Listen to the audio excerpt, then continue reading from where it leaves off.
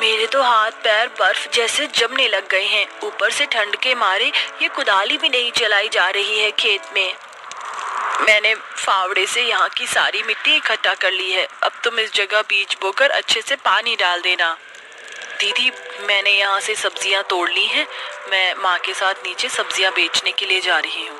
ठीक है, तब तक मैं भी इन पौधों को पानी देकर खाद बना लेती हूँ। जहाँ इस बर्फीली पहाड़ियों पर रहने वाले सभी लोग घरों में हीटर के सामने आराम कर रहे थे। कोई गर्मा गर्म सूप पी रहा था तो कोई हाथ पैर तापते हुए गजक मूंगफलियां खा रहा था। लेकिन वहीं सरस्वती अपनी 10 बेटियों के साथ इस बर्फीली पहाड़ी पर सब्जियों की खेती कर रही थी। आखिरकार ऐसी भी क्या मजबूरी रही थी इस गरीब परिवार की जो इन्हें बर्फीली पहाड़ियों पर सब्जियों की खेती करनी पड़ रही थी। इसे जानने के लिए कहानी में थोड़ा पीछे चलते हैं। सरस्वती, अब लगता है मेरे जाने का समय आ चुका है। मेरे जाने के बाद मेरी बेटियों का ख्याल रखना। माधवी, ऐसा मत कहो। तुम्हें मेरी भी उम्र लग जाए तुम ठीक हो जाओगी। अगर आप हमें छोड़कर चली गई तो हमारा क्या होगा माँ? हम पांचों बहनें तो अनाथ हो जाएंगी। नहीं मेरी बच्चियों, तुम अनाथ नहीं होगी। मौसी भी माँ ही होती है। सरस्वती, तुम मेरी बेटियों का ख्याल रखोगी ना? मैं तुम्हारी बेटियों का बिल्कुल अपनी बेटियों की तरह ही ध्यान रखूंगी।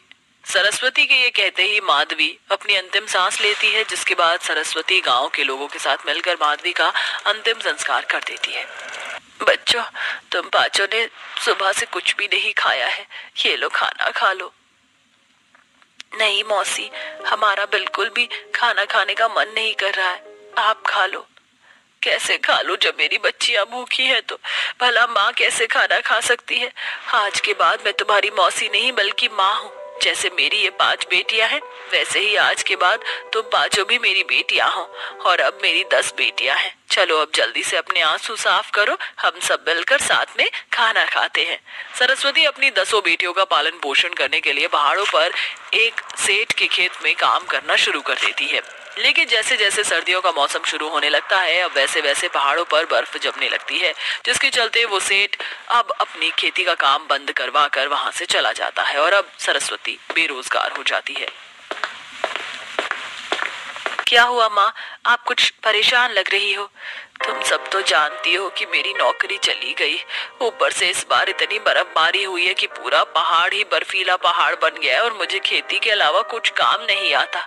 इन बचे कुचे पैसों के साथ सारी सर्दियां तुम सभी बहनों को कैसे पालूंगी? लेकिन माँ, बर्फ की वजह से लोगों ने अपने खेतों के काम क्यों बंद कर दिए? अरे इसलिए क्योंकि बर्फीले पहाड़ों पर खेती नहीं होती।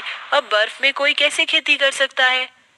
अरे बर्फीले पहाड़ों पर खेती की जा सकती है। अब जो देश साल के 12 महीने बर्फ में घिरे होते हैं, ऐसा तो है नहीं कि वहां पर खेती नहीं होती होगी। कोमल बिल्कुल ठीक कह रही है। बर्फीली जगह पर भी खेती की जा सकती है। जैसे हम गाजर, मूली, साग, मेथी, पालक, लौकी, टिंडे, पुदीना, बथुआ, धनिया जैसी सब्जियों की बड़ी आसानी से खेती कर सकते हैं। और आसपास के लोगों ने भी खेती करनी बंद कर दी है। तो अगर हम बर्फीले पहाड़ पर इन सब्जियों की खेती करेंगे और इन्हें बेचेंगे तो हम काफी पैसे कमा सकते हैं। लेकिन बेटा, बर्फीले पहाड़ पर खेती करना इतना भी आसान नहीं है। बीज तो मैं जैसे तैसे करके ले आऊंगी, लेकिन पहले हमें बर्फ साफ करनी होगी, फिर कुदाली से खुदाई करनी होगी, बीज बोकर पानी देना होगा और अगर ज्यादा बर्फबारी हुई तो सब्जियों की बर्फ से रक्षा भी करनी होगी। लेकिन हमें मेहनत तो करनी ही होगी ना। हम कल से ही ये सारा काम शुरू करते हैं। सरस्वती खेतों में काम करने वाले औजार जैसे कि कुदाली, फावड़ा, पांचा जैसे औजार लेकर आ जाती है। वहीं उसकी सभी बेटियां मिलकर सबसे पहले खेती करने की जगह से सारी बर्फ हटाती हैं। ये बर्फ तो काफी ज्यादा ठंडी है। मेरे तो हाथ ही लाल हो गए इन्हें हटा हटा कर। अरे तू बुद्धू, नंगे हाथों से क्यों हटा रही हो बर्फ?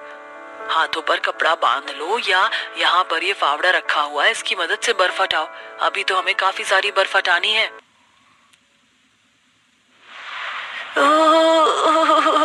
मुझे तो बहुत ठंड लग रही है। ये बर्फ हटाना ही इतना मुश्किल है।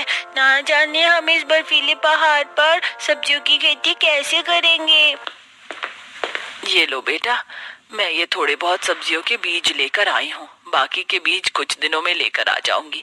पहले हम 2-4 सब्जियों की खेती कर लेते हैं। अगर उनकी खेती अच्छी हुई तो हम बाकी सब्जियों की भी खेती कर लेंगे। पूरा दिन 10 बहनें और माँ बर्फ हटाने में ही निकाल देती है और अब अगले दिन 5 बहनें कुदाली की मदद से बीज बोने के लिए जमीन में खुदाई करती हैं। वहीं बाकी की 5 बहनें बीज बोकर उन पर पानी डालने लगती हैं। ऐसे ही कुछ हफ्ते गुजर जाते हैं और अब धीरे धीरे उन खेतों में सब्जी उगनी शुरू हो जाती है, जिसे देख वो सभी काफी खुश होते हैं।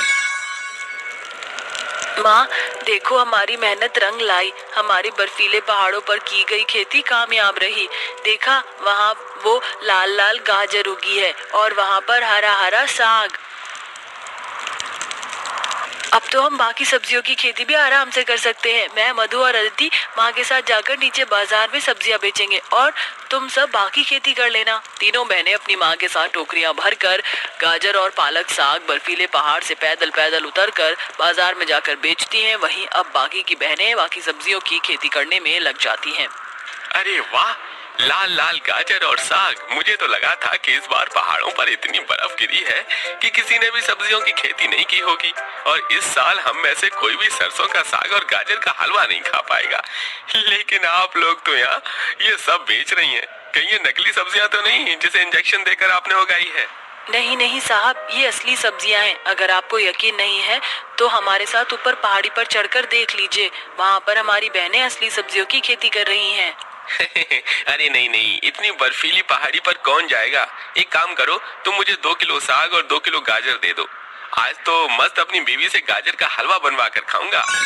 ये लीजिए, पूरे 80 रुपए हुए। सिर्फ कुछ ही घंटे में काफी सारे लोग उन माँ बेटियों के सारी गाजर और पालक साग खरीद लेते हैं। वहीं बर्फीली पहाड़ियों पर बाकी बहनें और सब्जियों की खेती करने में लगी होती हैं। धनिया, मेथी और पुदीने के बीज बो दिए हैं और मैंने सब बीजों पर अच्छे से पानी भी दे दिया है। अब तो बस सिर्फ कुछ दिन का इंतजार और है, फिर हम ये सभी सब्जियां बेच सकेंगे और धीरे धीरे हमारे घर के हालात भी ठीक होने लगेंगे। कुछ समय में बाकी सब्जियों की खेती भी सफलतापूर्वक हो जाती है और इसी तरह सभी बेटियां और माँ मिलकर पहाड़ियों पर अपनी सब्जियों की खेती का काम जारी रखती हैं। वैसे ही कुछ समय और गुजर जाता है, लेकिन अब धीरे धीरे उस बर्फीले पहाड़ पर बर्फ की मात्रा कुछ ज्यादा ही बढ़ने लगती है, जिसके चलते बर्फीली जगह पर उगने वाली सब्जियां भी अब ज्यादा बर्फ की वजह से गलनी शुरू हो जाती हैं। अरे ये क्या, आधे से ज्यादा सब्जियां गलकर खराब हो गईं। अगर ऐसे ही रहा तो हमारी बर्फीली पहाड़ों पर की हुई सारी खेती बर्बाद हो जाएगी और फिर से हमें दिक्कत परेशानी शुरू हो जाएगी। अब हम हमारी सब्जियों को कैसे बचाएं, कुछ समझ नहीं आ रहा है। सभी बेटियां और माँ काफी ज्यादा परेशान होती हैं और ऐसे ही 2-3 दिन गुजर जाते हैं। सबसे बड़ी बेटी शालू इस परेशानी को खत्म करने के लिए अपने शहर की लाइब्रेरी में जाती है और खेतों से जुड़ी सारी जानकारी इकट्ठा करती है, जिसके बाद अब वो एक दुकान पर जाकर बड़े बड़े ट्रांसपेरेंट प्लास्टिक के डब्बे लेकर आती है। शालू बेटा, तू ये इतने सारे प्लास्टिक के डब्बे क्यों लेकर आई है? भला इनका हमें क्या काम? यही तो हमारे लिए जरूरी है।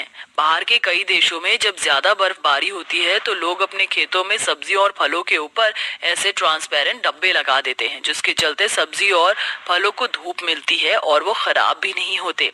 शालू का ये आइडिया काम कर जाता है और अब उनकी कोई भी सब्जियां बर्फ की वजह से खराब नहीं होती, जिससे अब कुछ बेटियां सब्जियों की खेती करती हैं तो कुछ बेटी अपनी माँ के साथ फिर से बाजार में सब्जियां बेचने लगती हैं।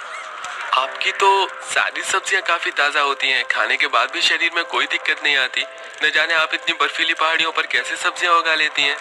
ये तो बस मेरी बेटियों का कमाल है। अगर वो मुझे इसके बारे में नहीं बताती ना तो ना ही तो कभी बर्फीली पहाड़ियों पर सब्जियों की खेती होती और ना ही कभी आपको ये सब्जियां खाने को मिलती। बर्फीली पहाड़ियों पर अपनी सब्जियों की खेती के काम से सभी माँ बेटियां अब काफी सारे पैसे जोड़ लेती हैं, जिनसे वो अब नीचे शहर में एक बड़ा सा घर बनाती हैं और बर्फीले पहाड़ों पर ही अपनी सब्जियों की खेती के काम को जारी रखती हैं। पहले तो मुझे लगता था कि 10-10 बेटियों के साथ में कैसे अपना रहन सहन करूंगी, लेकिन अब तो लगता है कि अगर तुम 10 बेटियां नहीं होती तो मैं कुछ भी नहीं कर पाती।